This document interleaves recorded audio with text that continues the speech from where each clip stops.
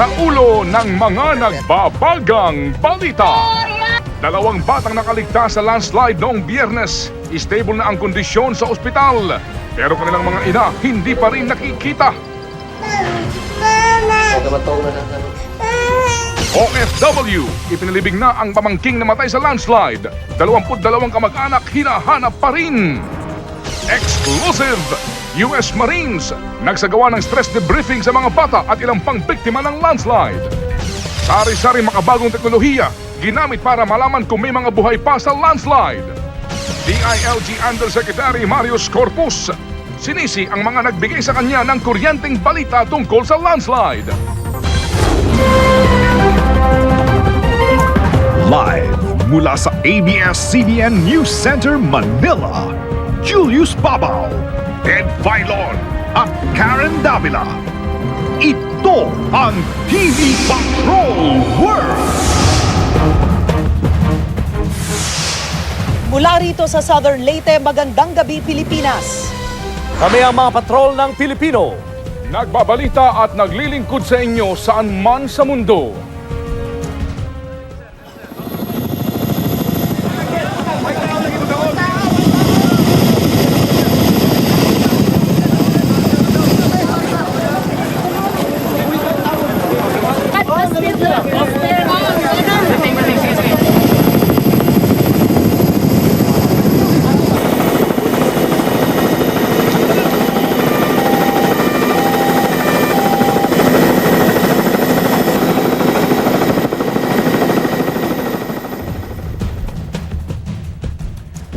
limang bangkay na ang na-recover sa gumuhong lupa sa barangay Ginsaugon, St. Bernard, Southern Leyte. Pero mahigit pa sa 1,000 ang nawawala at patuloy pong hinahanap ng kanilang mga kamag-anak doon. Ted, bagamat puspusa ng rescue at retrieval operations ng US Marines at ng iba't ibang grupo dito sa Southern Leyte, patuloy pa rin ang pag-aalinlangan ng mga pamilya na naghihintay dahil ilang araw na ang nakakaraan. Ngunit may ibang hinagpis naman na nararamdaman ang mga nakaligtas noong nakaraang Biyernes. Tulad na lang ng 2 bata na nasa ospital ngayon na isang malaking katanungan sa kanilang mga kaisipan, ano nga ba ang kanilang kinahaharap? Live nagpapatrol mula rin rito sa Southern Leyte ang kasamahan nating si Adrian Ayalin. Adrian. Punong-puno nga ng pag-asa ang lahat dito sa Barangay Ginsaugon na meron pang mga marirescue ng mga survivors na nailibing doon sa gumuhong putik. Ganon din yung pag-asa para sa mga survivors na na-rescue naman noong Biyernes na hanggang ngayon ay nakakonfine pa sa ospital kasama na riyan ang 2 bata. Malakas ang iyak ng 1 taong gulang na si Anthony Jr. at tinatawag ang kanyang ina. Tila gusto niyang magsumbong sa sakit na nadarama dahil sa trahedya.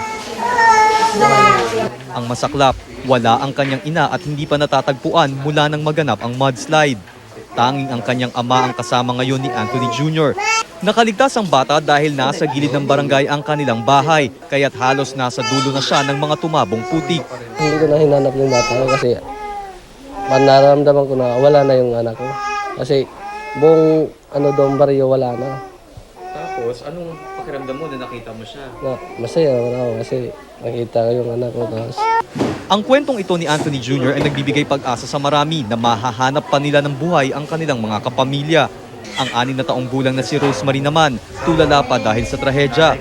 Sa ngayon may ikinakabit pang tubo hanggang sa kanyang tiyan.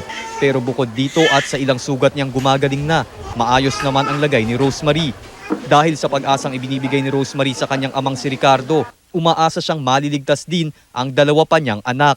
Naniniwala pa rin siya na buhay pa ang kanyang mga anak na nasa eskwelahan nang maganap ang trahedya. Sana sa mga rescuers na madali nilang pagkuha doon sa mga bata doon sa school na sana mabuhay pa sila. Sana yung 2 kong anak sana buhay pa sila para magkasama naman kami.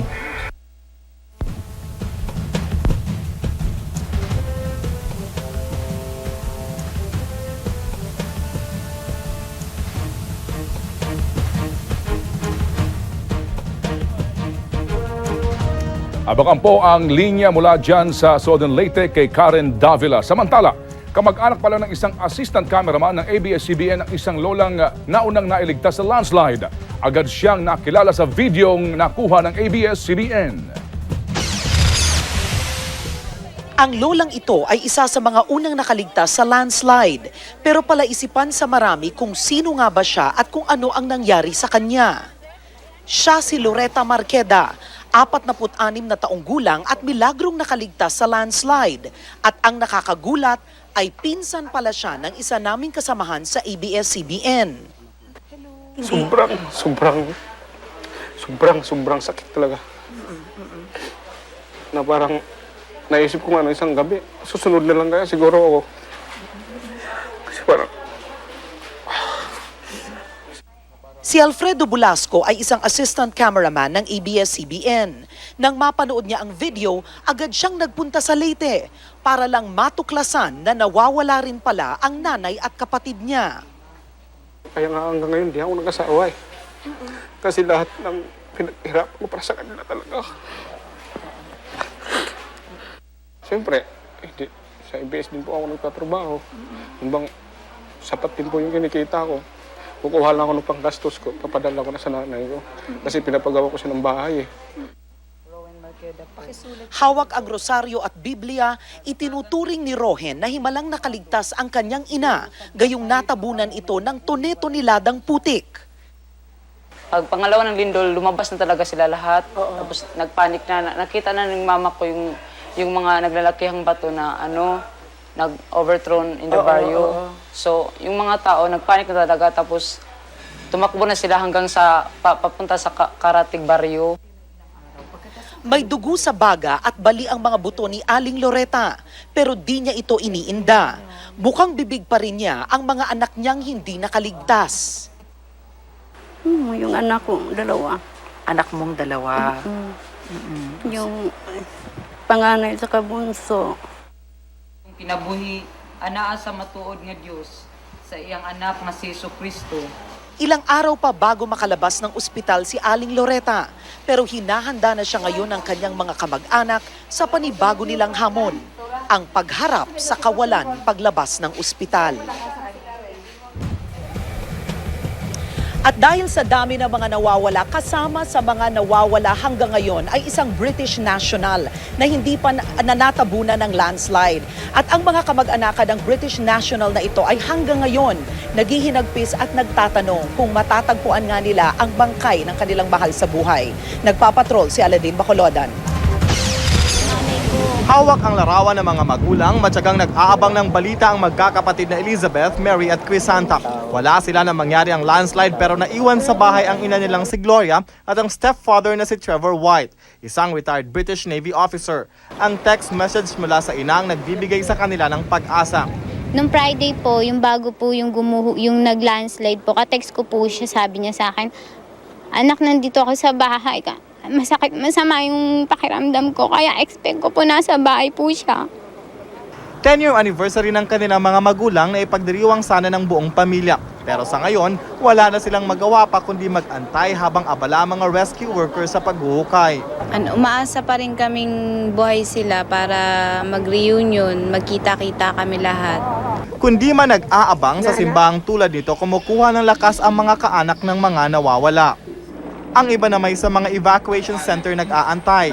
Hindi alam kung sino ang uunahin, ang paghahanap sa mga nawawala o ang pag-aaruga sa mga nakaligtas na nangangailangan din ng kalinga. Tulong kasi yung anak ko, nasa school, mga pamangkin ko.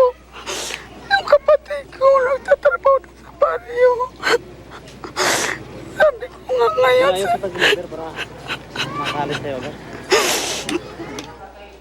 Sila ang larawan ng trahedyang ito. Iba't ibang kwento pero iisa ang hangad, ang makapiling muli ang kanilang minamahal. Aladin Bacolodan, Patrol ng Pilipino. At sa ngayon, tanging ang mga rescuers na lang ang nagbibigay ng pag-asa sa mga kamag-anakan na matatagpuan pa nila ang kanilang mahal sa buhay o di kaya mabibigyan ito ng katahimikan. Nagpapatrol si Jing Castañeda. Kasabay ng pagsikat ng araw ang panimula ng bagong pag-asa para sa rescuers. Matapos pansamantalang itigil ang paghuhukay kagabi dahil sa walang tigil na pag-ulan, tuloy na naman ang kanilang trabaho kanina. Pero napuno ng tubig ang kanilang nahukay kagabi kaya doble kayod na naman sila. Maputik at mabuhay ang lupang kinatatayuan ng rescue workers. Tuloy pa ang buhos ng ulan kaya nagbabadyang mag-landslide muli dito. Mano-mano ang paghukay. Limitado kasi ang kanilang gamit dahil hindi pa kaya ng lupa ang heavy equipment. Pero di nila alintana ang panganib. Yes, we are tired, but we still continue to do the things there. Yeah, we still do the things today. Hindi masukat ang sakripisyo ng ilang libong sundalong Pilipino kasama ang mga tropang kano, mga engineer at rescue workers mula sa Malaysia, Taiwan at Espanya. Ilang araw nang sa ilog lang naliligo at naglalatag lamang sa mga tent. Kulang sa tulog, kulang sa kain, pero tuloy ang kanilang misyon. For as long as the rescuers who are on the ground, who are the experts in what they're doing, say that we will continue, then we will support them. Ikalimang araw na mula nang maganap ang trahedya, di nila alintana ang pagod, puyat, putik at ulan. Dahil ang pagdaan ng bawat minuto at araw ang tangi nila ngayong kalaban. Jane Castañeda, Patrol ng Pilipino. Tayo ngayon ay nasa base camp ng US Marines at para sa overview ng mga nanunood sa buong Pilipinas ngayon. Sa ngayon 85 ang kumpirmadong patay, 9 ang sugatan at 1,027 pa rin ang nawawala.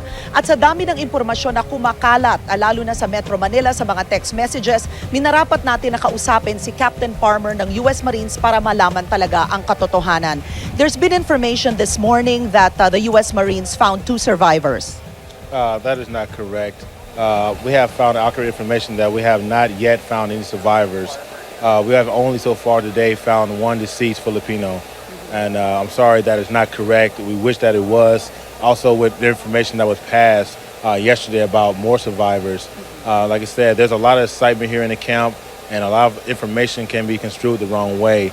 And we just want to make sure that the public get the correct information. Ang sinabi niya ay wala silang survivors o buhay na natagpuan pa tulad ng kumakalat sa mga text messages. What about the number of bodies that you've recovered? Yesterday you said you had 5. What about today? Yesterday we had a total of 7. At the time, about 1,700, we had recovered 5, and 2 more the night. And we had reports today of 1. So the total of 8 that the U.S. forces have recovered.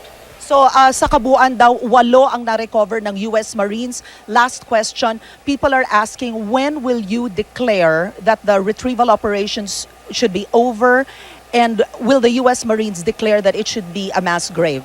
Okay, it is not our point to say that it should not be. The governor of Leyte is the lead representative here.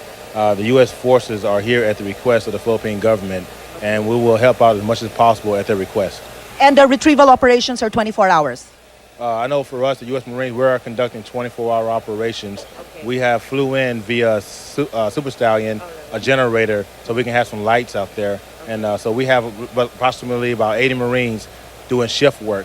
So 80 will come in, another 80 will go out. Okay. Tomorrow, a lot of these Marines will leave and go back to the ship, and we'll have another company of Marines replace them. Okay. Thank you very much, Captain Palmer, for your time this evening.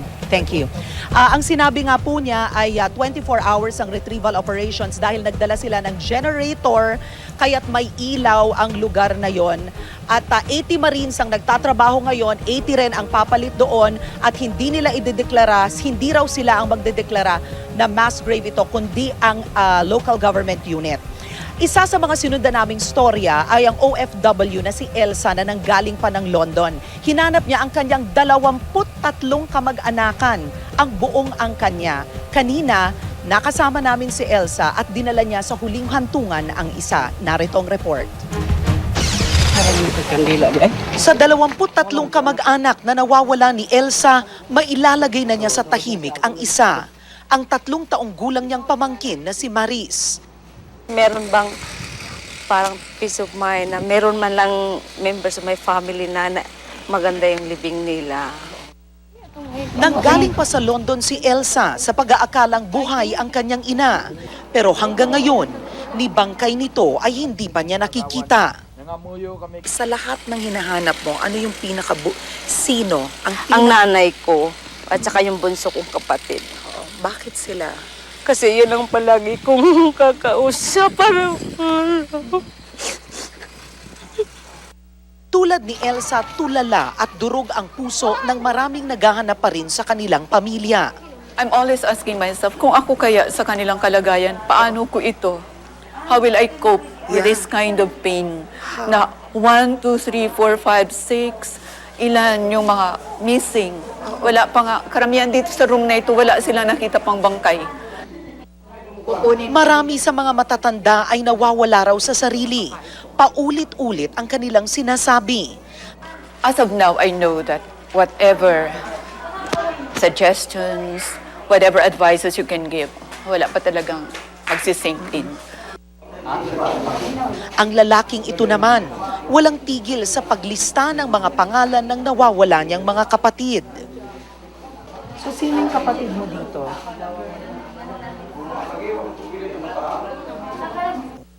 At ang ilan naman, tulad ni Mang Rodolfo, ay sinisisi ang sarili kung bakit nailigtas niya ang sarili at di ang maliliit niyang anak at asawa.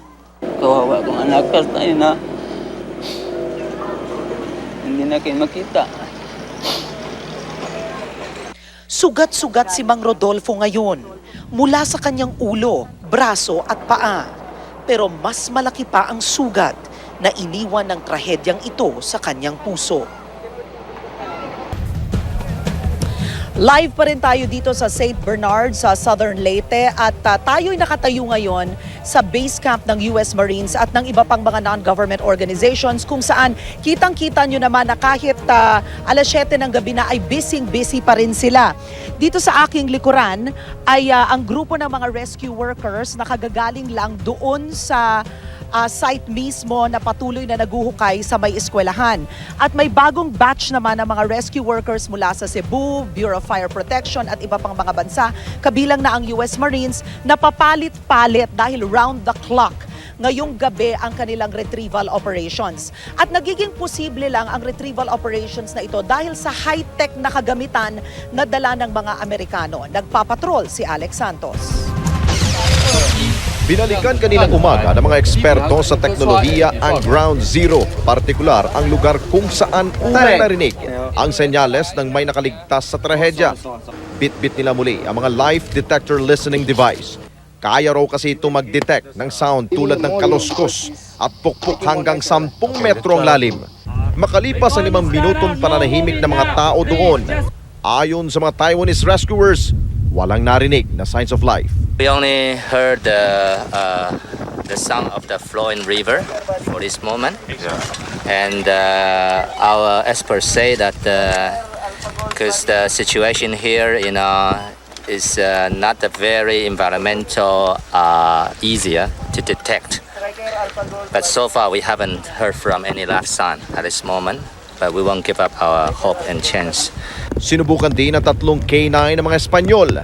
Nagpaikot-ikot ito malapit sa pinaguhukayan.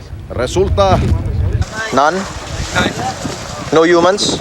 Alas 2 kaninang hapon, dumating ang UP geologist dala ang ground penetrating radar. Ito raw ang bagong teknolohiya upang malaman kung may mga structural forms tulad ng bakod o bubong ng bahay sa ilalim ng lupa. Resulta, wala silang nakitang kaiba sa nilalaman ng lupa.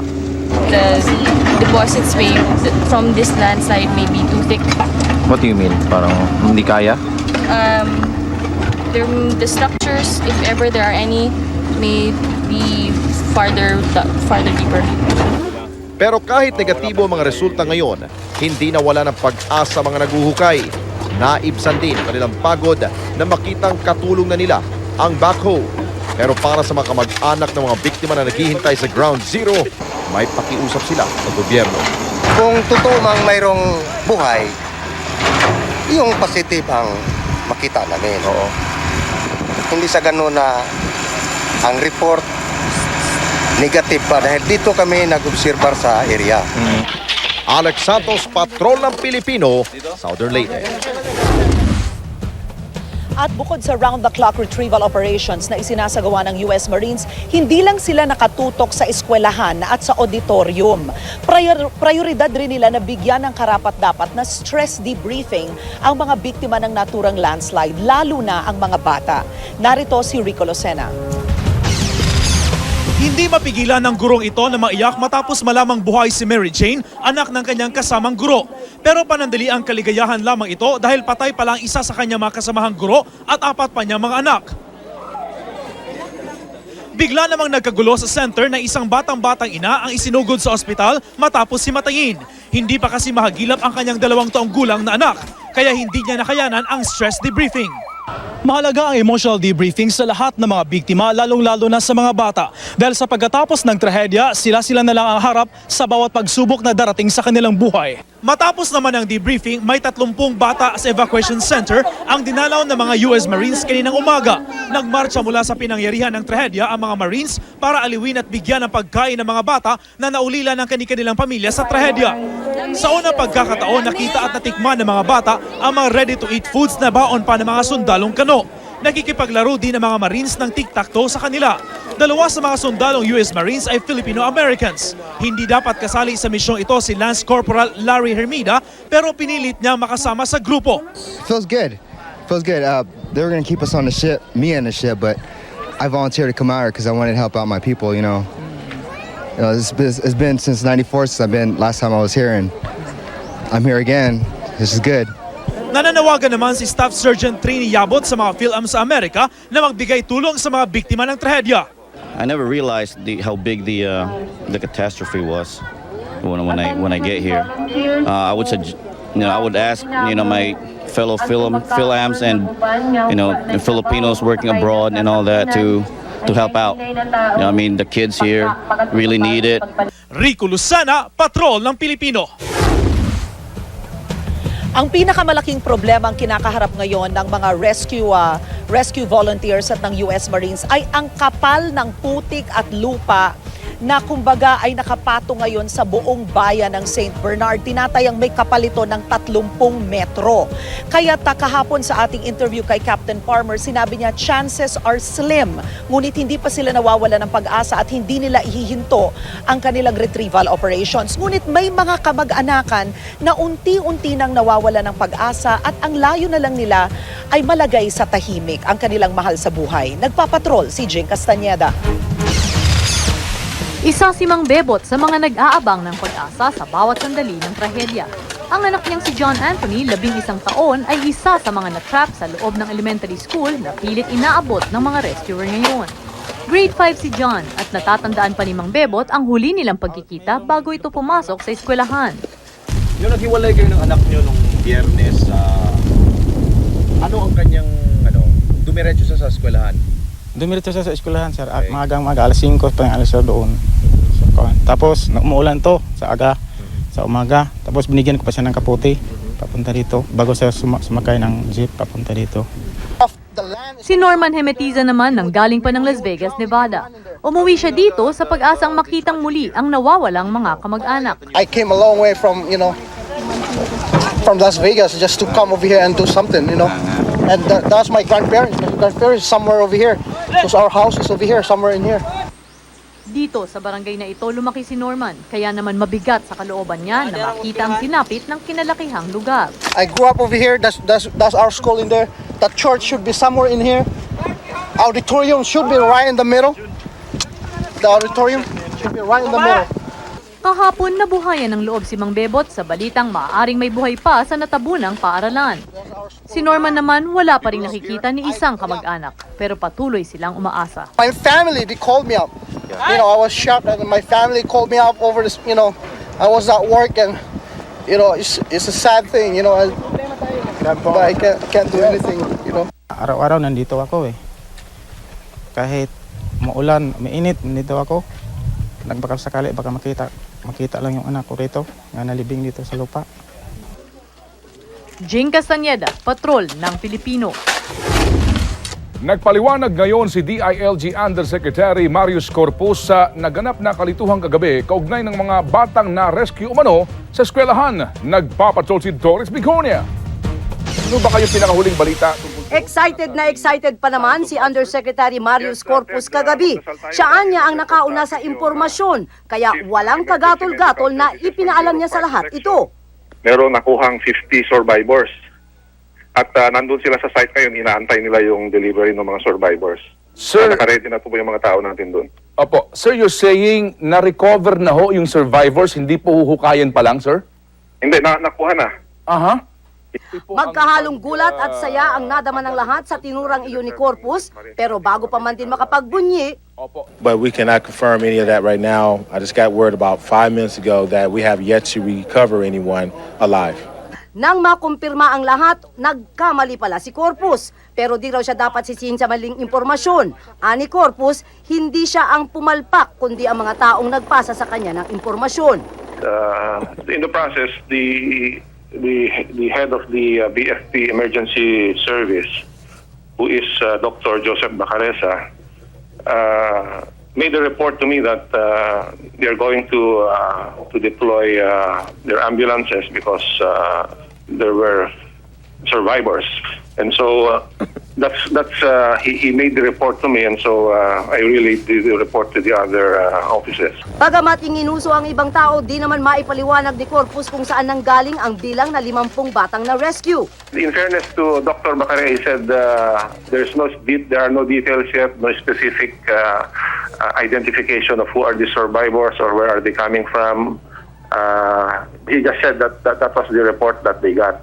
Pero di pa rin malusutan ni Corpus ito at nanuro na naman. I remember you saying, though, specifically, sir, that the 50 survivors were being transported. Do you remember saying that, sir? Yes, because that was the information. I asked Dr. Bacaresa who would be the people who would be in the site, and he mentioned that the United States Marines are there.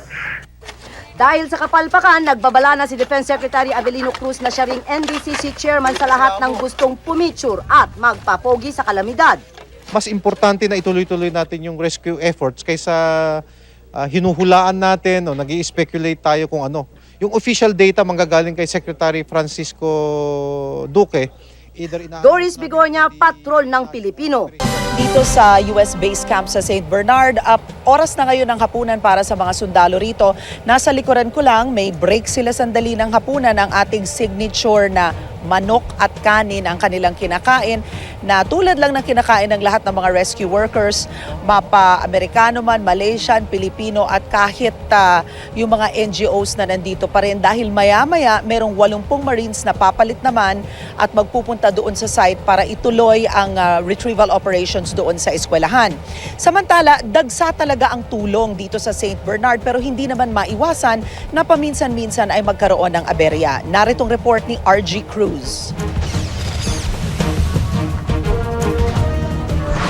Karen, galit na galit ang social worker na si Yoyex Egido na magsumbong siya sa ABS-CBN kanina. Bitbit niya ang mga relief goods na ito, mga yuping delata, panis na gatas at nasalaulang bigas.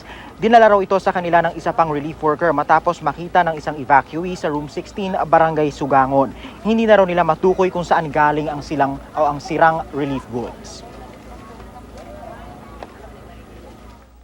Mga donors, please check all your goods at saka tingnan nyo kung hindi ba sira ang mga goods na naipadala kasi alam namin na wala kayong kasalanan. Siguro pag bilhin nito sa tindahan o hindi ko alam kung ano nangyari, basta siguro i-check lang nyo upang malaman niyo na tama ang naipadala dito sa St. Bernard, Southern Leyte. Yun lang. Karen, tiniyak naman ng ABS-CBN Foundation na pawang bago lang ang kanilang pinamamahagi. Kanina muli silang namahagi ng tulong. Ngayong araw sa UCCP Evacuation Center sa St. Bernard sila nagbigay ng relief goods. 70 packs ang kanilang ipinamigay. Nababahala naman ang foundation dahil kinakitaan na ng senyales ng sakit ang mga biktima, sipon sa mga bata at high blood sa mga matatanda. May mga sipon na, umuubo na, may mga matatanda na tumataas yung blood pressure. At of course, kailangan ng suportang masustansyang pagkain. Ano? Karen, kabi-kabila naman ang mga pangakong tulong pinansyal ng mga politiko para sa trahedya dito sa Leyte. At idideposito ng lokal na pamahalaan ang lahat ng makukuhang pondo sa isang trust fund. Karen, balik sa'yo. Maraming salamat. Live nagpapatrol, RG Cruz.